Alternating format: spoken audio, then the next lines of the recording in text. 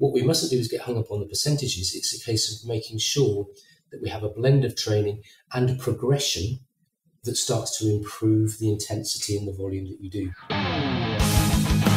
That Triathlon Show, episode 80.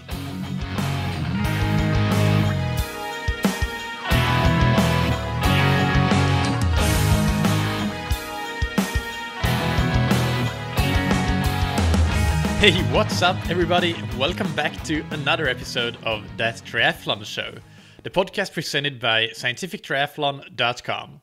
I'm your host, Michael, and on today's episode I interview Professor John Brewer, author of the books Run Smart and Running Science, Revealing the Science of Peak Performance.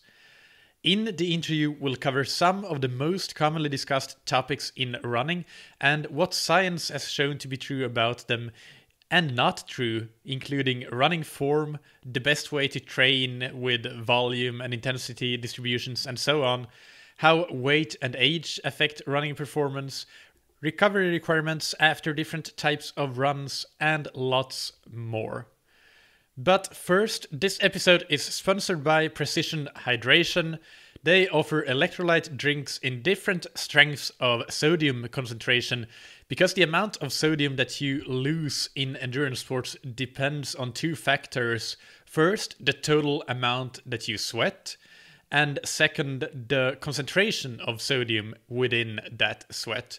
And just knowing one of the two isn't enough to make sure that you cover your sodium losses. You really need to know both.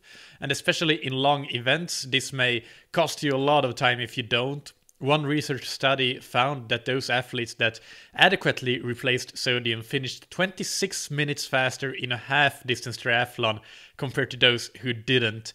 So to find out your sodium needs and your electrolyte needs, go to precisionhydration.com and take their free sweat test, where you'll get a good estimate for your sweat amount and your sweat sodium concentration, so that you have both of those pieces of the puzzle covered. And this will allow you to put together, or actually you'll get from that sweat test, your personal hydration strategy. And if you end up buying any Precision Hydration products, their electrolyte drinks or other things, then use the discount code ThatTriathlonShow, all one word, all caps, for 15% off. Now, a little bit more about John before we start. He is a professor of applied sports science at St. Mary's University in the United Kingdom. He has a long and illustrious career in both academia and in the sports industry. Among other merits, he was chair of the British Handball Association during the London 2012 Olympics and of the British Ski and Snowboard during the 2014 Sochi Olympics. He is also a board member of UK Anti-Doping, and he is an experienced recreational runner himself and has completed the London Marathon 19 times. So, please welcome to the show, John Brewer. Welcome to That Triathlon Show, John. Thank you, Michael. It's a pleasure to be on. Yeah, it's really good to have you. I was reading some reviews of your book, Running Science, and there's a website called PhD Runner, which I read, and on that review it said that Running Science is by far and away one of the best running books I've read. I found the book so engaging I couldn't put it down and read it from cover to cover in one sitting. And Running Science is, as the listeners may have guessed, your book, one of your books. You have another one, but we will focus mainly on Running Science, and then at the end of the interview talk a bit about Run Smart.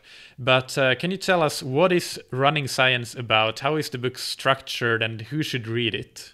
Great question. I was asked to edit Run Science and to also contribute some of the chapters to it. And I think for me, it encapsulates everything that I'm passionate about as both a scientist and a runner, and that is to take the latest cutting edge science and write about it and translate it into terms that your everyday runner can understand and, really importantly, Michael, can make use of, so that they can get those extra little few seconds off their running performance, recover better, and just generally improve as a runner. So it's not a really high-tech science book. At the same time, it's not a beginner's manual. It's something that takes the science and really puts it in terms That means that runners can understand what we're saying, they can understand the basics of science. And in doing that, I was asked to choose the contributors, the people who've written some of the chapters. And I know, certainly in the UK, who many of the best practitioners are out there, many of the best applied sports scientists, and got them to write the chapters that have helped to make the book the success that it's been. Yeah, it's funny. We very recently had a similar kind of book or interview about a book called Cycling Science with Stephen Chung. So these are very timely, these interviews, and it was the exact same concept for that book. And the way that you structured running science, as you say, in different chapters with different questions, is something that we can use in this interview to form the basis of our discussion and just answer some of the most relevant topics for running, and especially as it pertains to triathletes. One of the first things that I want to get into is running form and technique, the biomechanics of running. What do we really know about it from science, and what don't we know about it, equally importantly? I think I always start from the basis that the human body is designed to run. We used to have to run many thousands of years ago to avoid being prey, or to be caught by animals that were trying to catch us, and indeed to catch our food. So running is part of our daily lives. It's what the human body is designed to do, along with walking.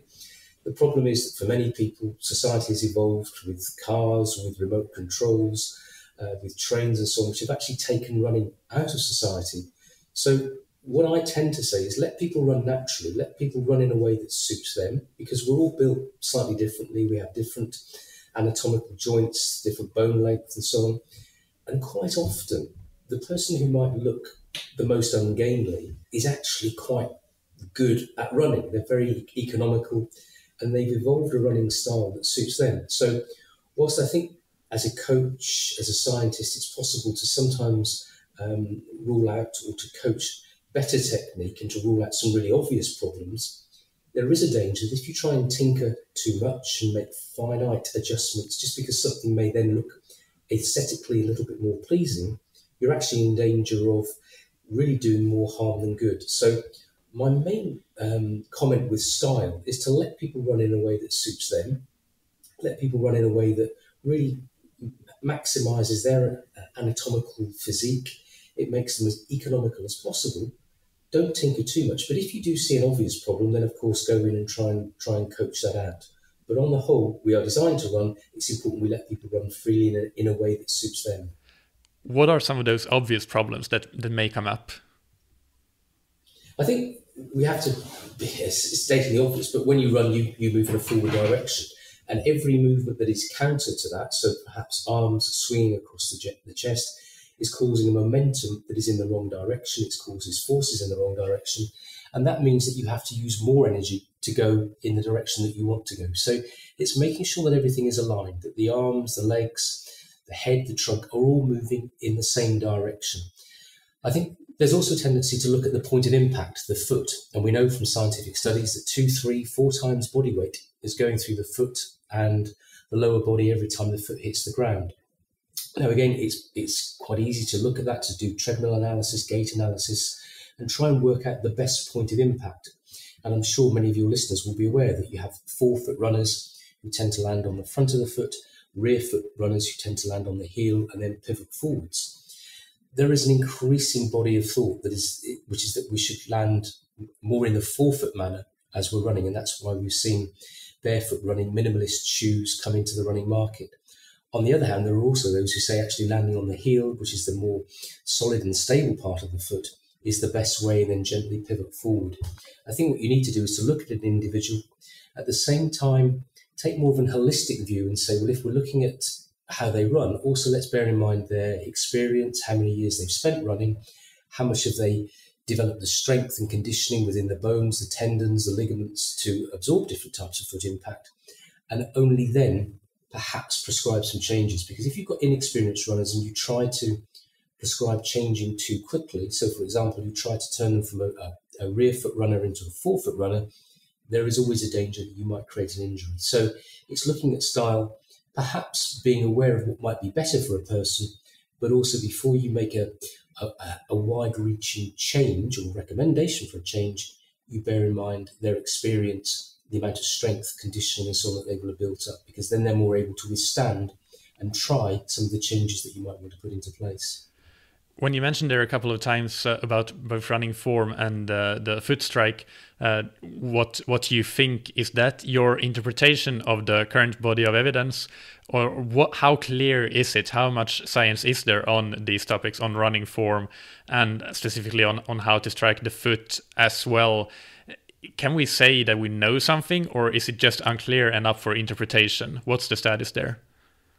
I'm afraid, even as a scientist, I'm tempted to say it's fairly unclear. I think there are studies that suggest that forefoot running can be more economical, it can be better. At the same time, there are also medical studies that suggest that you might be more predisposed to injury if you land on the forefoot. There are biomechanical studies that show that a gentle pivot forward from the heel to the forefoot is actually a very economical way of running, and you are more protected by landing on the heel.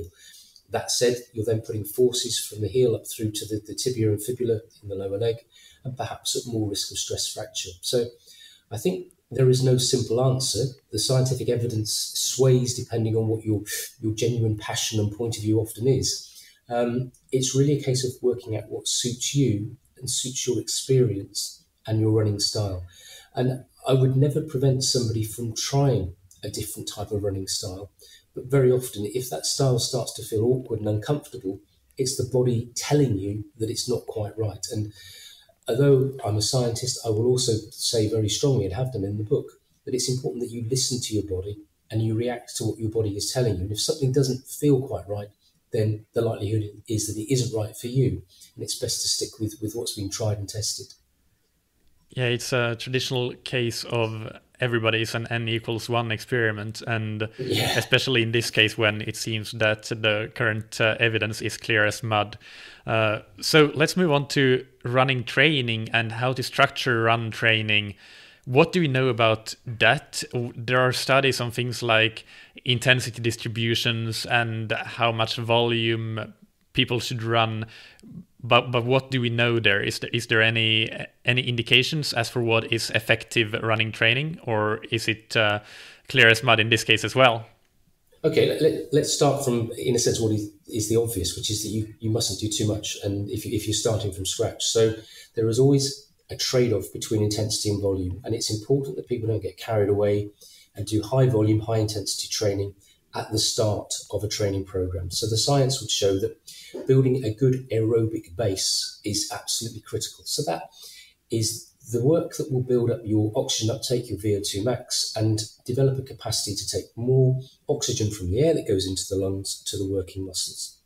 That can really come from two types of training. It can come from the longer, slower distance running, but also from what has been termed threshold running, where you're running at a level where your body is producing lactic acid, but is able to clear that lactic acid from the system at the same rate that it's being produced. So that's the sort of moderately high intensity work. That is bringing air and oxygen with the air into the lungs and conditioning the body to extract that oxygen, attach it to the hemoglobin through the heart, pump it around the bloodstream to the working muscles, where work goes on in the mitochondria in the muscle cell to produce energy. Now, the more you do that combination of aerobic training and the threshold training, the more you're likely to increase your oxygen uptake. And at the same time, once you've reached the ceiling beyond which your oxygen uptake won't go too much higher, you can then start to do more threshold work to improve your ability to sustain a higher percentage of maximum. So again, as an example, we know that when people are doing moderate intensity runs, shall we say 10 kilometer runs, they're probably capable of running on the whole at around 80% of maximum. They can sustain a pace that's equivalent to 80% of their maximum oxygen uptake. But with training, although your VO2 max, your maximum oxygen uptake, may not improve further, you may find that you can start to sustain 81, 82, 83% of maximum for that same distance. So that's the type of training where the body is becoming conditioned to, in a sense, living with the lactic acid that it's producing, with the hydrogen ions that are causing fatigue as well. You're training at that threshold and conditioning the body to cope with it when they're doing those shorter, faster races. So it's interesting what you mentioned there about using threshold training to improve your aerobic capacity. because we read a lot about using VO2 max training to improve that, but are there specific studies or evidence on the use of threshold training for that purpose? Yeah, there are studies that show a combination of both VO2 max and threshold training really do give you in a sense, the marginal gains for the least return. And I think what we know from scientific studies is that the days where people thought that just doing mile upon mile, kilometre upon kilometre was going to be the best way of developing aerobic fitness have in a sense gone. And we know that once you've done an element of that to develop an aerobic base, you can focus on the shorter, higher intensity work where you're working at a much higher threshold, a much higher percentage of your VO2 max. Now, of course, those runs aren't easy. They require effort, they cause fatigue, they cause a bit of pain, but the benefits are very great because you're pushing your body to that threshold level and beyond, which really means that when it comes to racing, you have pushed the boundaries back, you've developed a higher oxygen uptake capacity, and you've developed an ability to tolerate lactic acid. So it's not all about lots of miles and lots of kilometres. It's about layering on top of that the threshold work, the VO2 max work, that really starts to develop oxygen uptake capacity and lactate tolerance ability to go alongside it. Those are really important areas that come through hard work. And again, when it comes to the tolerance work, there's lots of studies around high intensity interval training, HIIT. In many ways, HIIT has been around a long, long time. It's a term that we give to interval training. So continuing on the discussion about training, polarized training is a concept that has been more and more prominent in research and even in mainstream media recently. So what's your take on that, and where do you think that stands from a scientific point of view with evidence and so on today? And also, is it relevant for age group runners and triathletes, or is it more for the very elite that can do a whole lot of volume? I think with polarized training, you've got a type of training that is very suitable to elite athletes. It's the type of work that they will benefit greatly from. It gives them those extra percentage improvements that the higher intensity work will, I suppose, provide them with, that just doing the more aerobic work certainly won't. Do we apply it to the less elite? I think there are lessons that they can learn, and it's certainly something that they can incorporate in their training. But for me, it's the blend. It's making sure that it's one part of an overall training program and not necessarily something that you do on a regular basis if you're aspiring to become elite. The difficulty that you have with all training programs is that, or with all individuals, is that as they train and improve, so of course their performance will improve as well. So it's taking that, in a sense, decision to upgrade your training from perhaps the more standard stuff that you've done to more polarized work, more high intensity interval training, really in a sense transform your lifestyle in a way that will move you from what I would have termed recreational athlete into that elite athlete zone. So I would never say never to a particular technique, but I would say that if you start to do it, you do it gradually and build it into your training rather than start to make it a major part. I hope that makes sense. It's a case of building up gradually and getting the foundations in place before you take a leap to suddenly transform all that you do. Because if you do too much too soon, or you embark on any different type of training too quickly, then there is always a risk of injury occurring. And whilst injury is an occupational hazard for many runners, it's something that you can avoid if you structure your training carefully and properly. Yeah, so what I hear you say is that we shouldn't get hung up on percentages like 80% easy, 20% hard, or even 90-10 as it's in some places called with the polarized, or in some studies they use that sort of distribution and just be sensible. And I guess that many normal everyday runners and triathletes, their distribution of hard to easy is actually much bigger than that 80-20 and 90-10, just because the volume is so much lower that if they want to get one quality run in and then the other run is easy for a triathlete doing 2 runs per week, then obviously you can't get up to 90 versus 10% easy versus hard just because you have 2 runs per week to play with. And if you want that quality run, then it's not possible. But then again, if you want to go the polarized route, you want to increase the volume, but that can be dangerous as well. So yeah, I think that's kind of what you were saying. Am I right?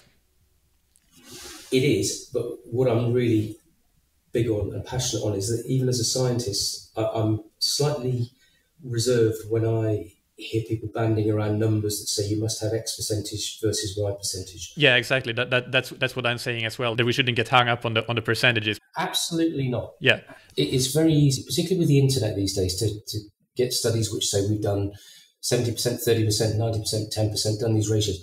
Undoubtedly, you will get improvements because the body will react to the stimulus of training. The body is a very reactive mechanism, and if you overload it and you give it more of a stimulus than it would normally get in its day-to-day life, then inevitably you will get improvements, which is a good thing.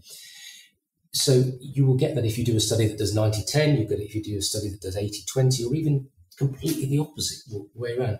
What we mustn't do is get hung up on the percentages. It's a case of making sure that we have a blend of training and progression that starts to improve the intensity and the volume that you do. Because if you just do the same all the time, then you will stand still. So it's making sure that you gradually overload the body, reduce recovery periods, increase the length of the higher intensity session, increase the speed, the intensity of that higher intensity session. It's those marginal improvements in difficulty that will lead to the improvements in performance.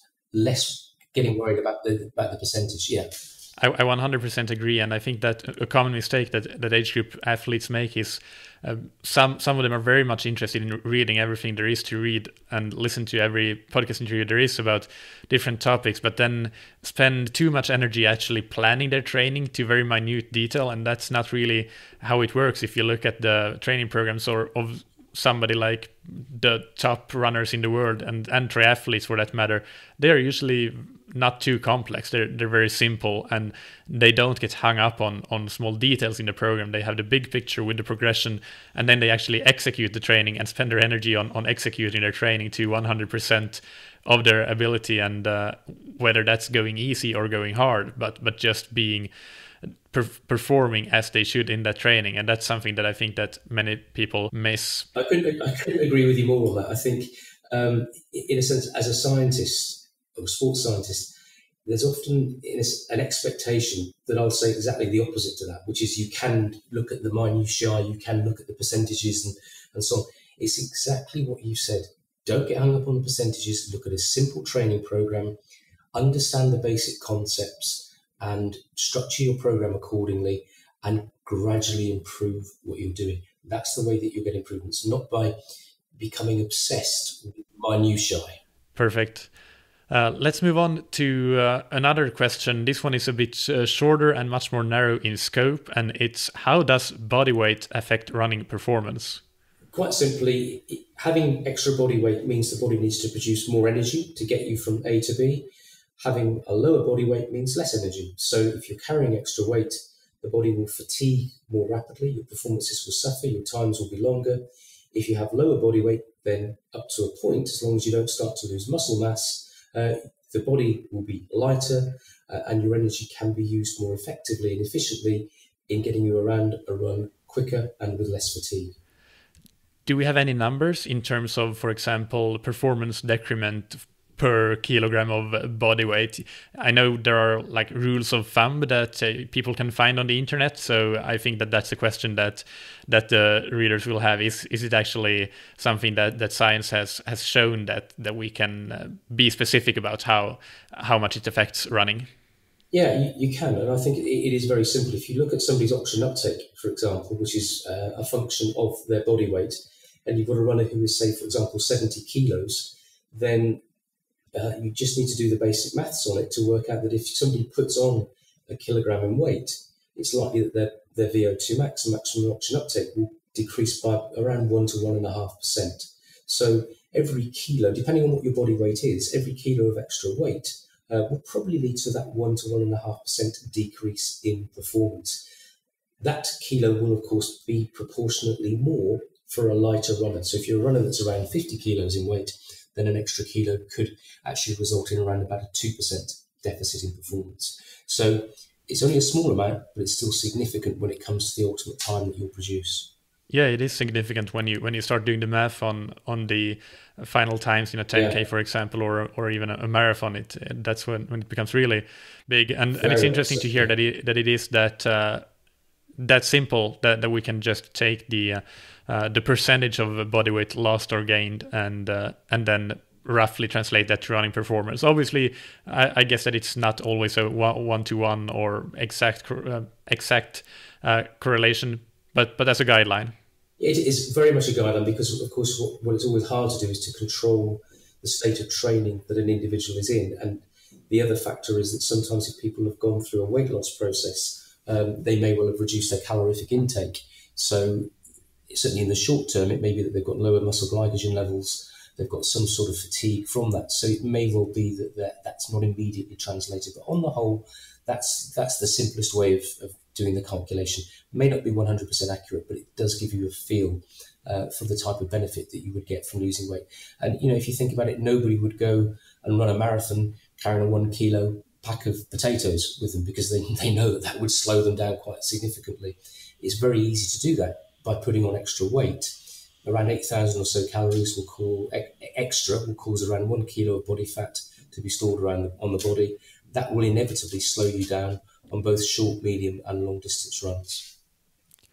What about age? What do you know about age and how that affects running performance? I think, to keep it succinct, there are two key areas where age affects performance. The first is that we have a condition called sarcopenia, which is where the body, in a sense, naturally loses muscle mass as we get older.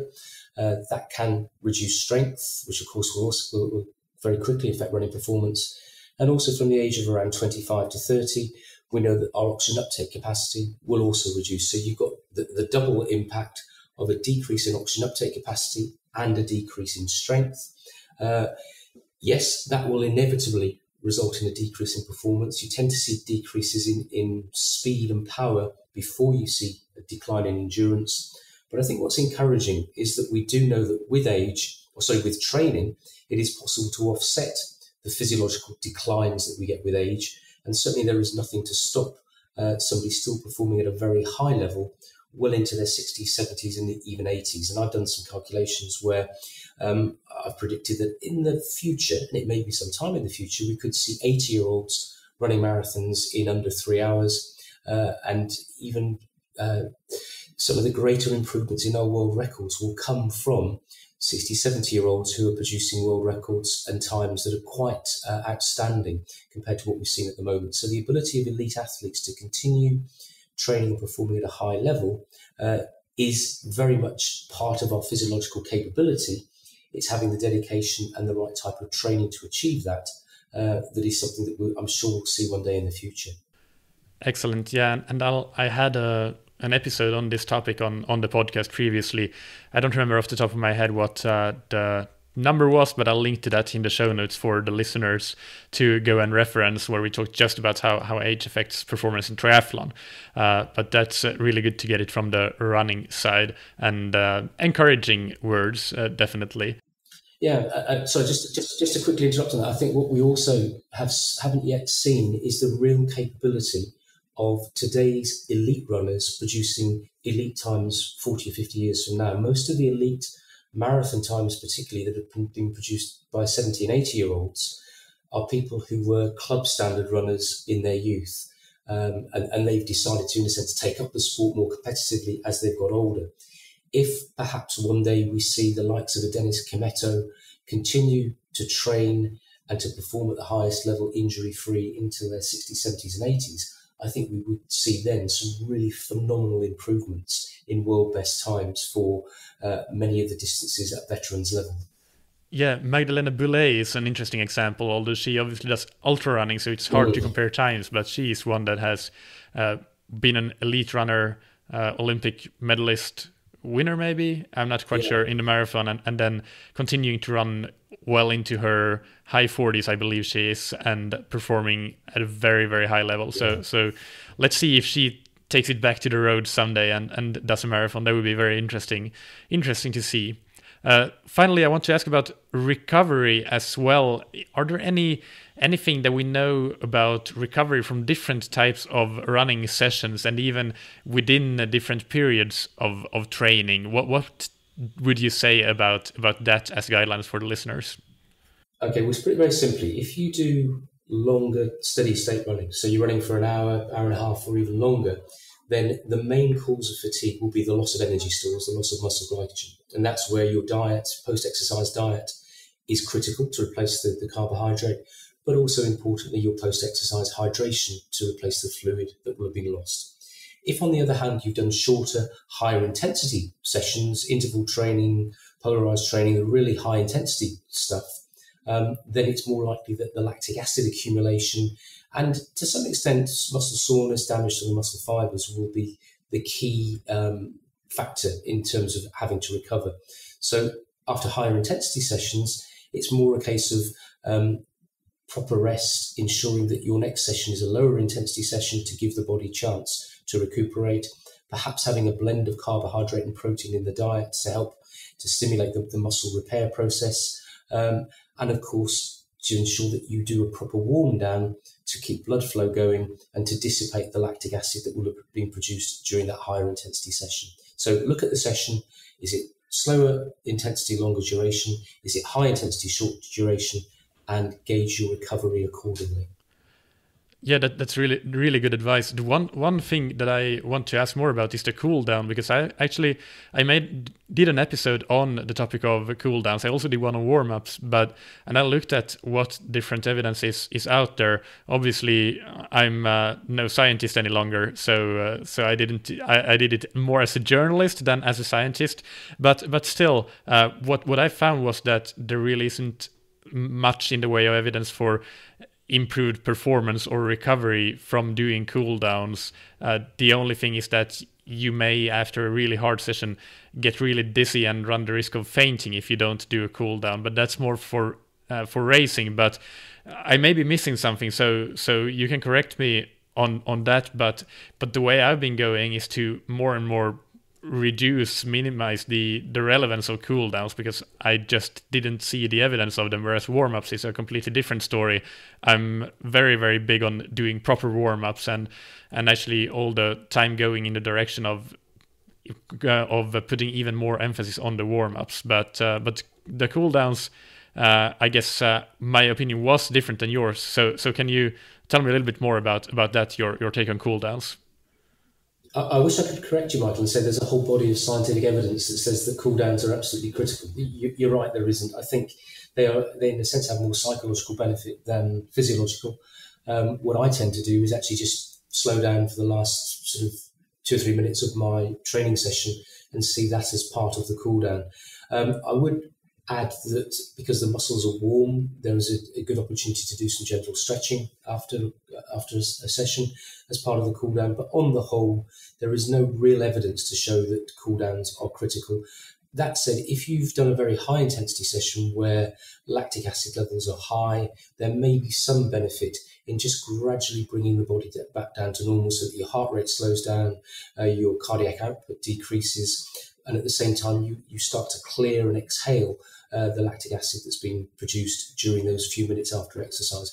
But it could be just as simple if you've done, for example, a track session. Your cool down could be something no more complex than picking up your kit from the side of the track and walking slowly back to the changing rooms. I think sometimes we overemphasize the role of cool down, but I would also totally agree that warm up, I should say, is vital, particularly as you get older. And I think as we get older, the need to warm up, to generate blood flow, to increase muscle temperature so the muscles are more pliable and less likely to injure, to increase the pliability of the tendons and the ligaments, to get the synovial fluid more lubricated and warm within the joints, is an important part of that preparation phase. So warm up, absolutely yes. Cool down, more psychological than physiological.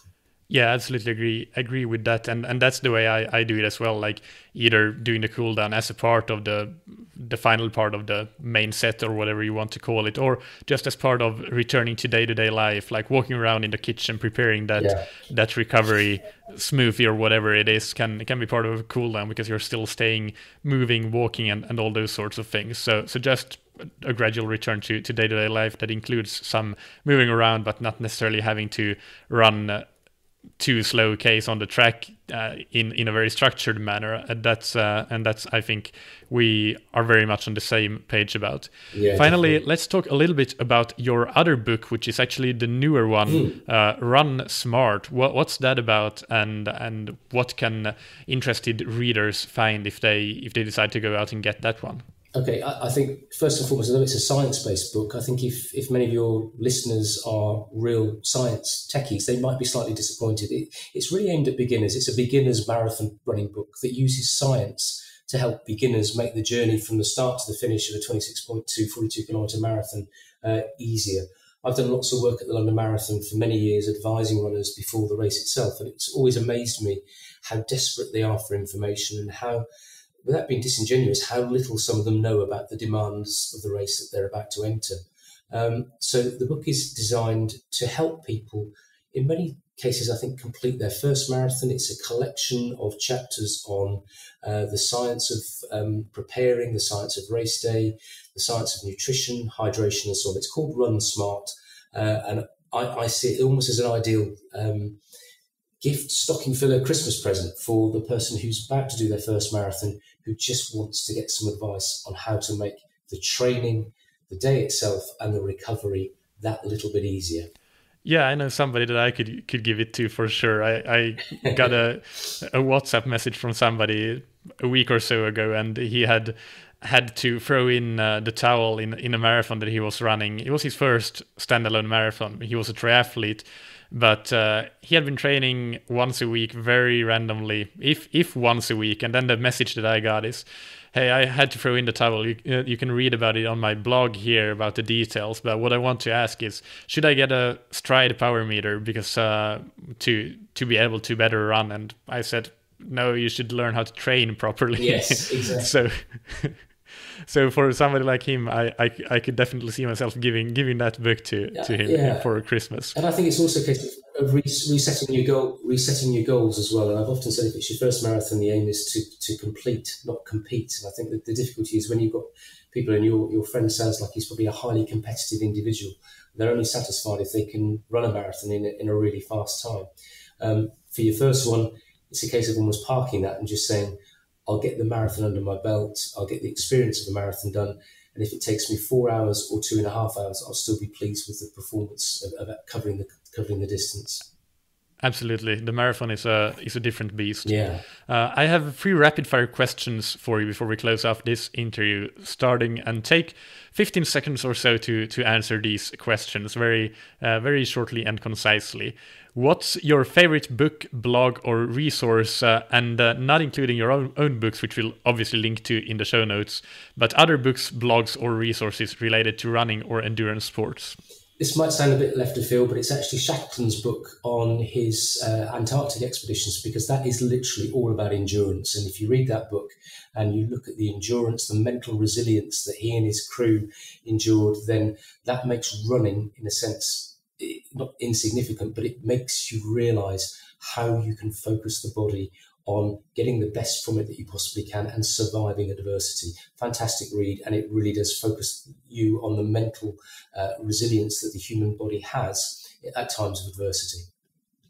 I really like that answer, and if somebody wants to give me a book for Christmas, then I just put that on my wish list.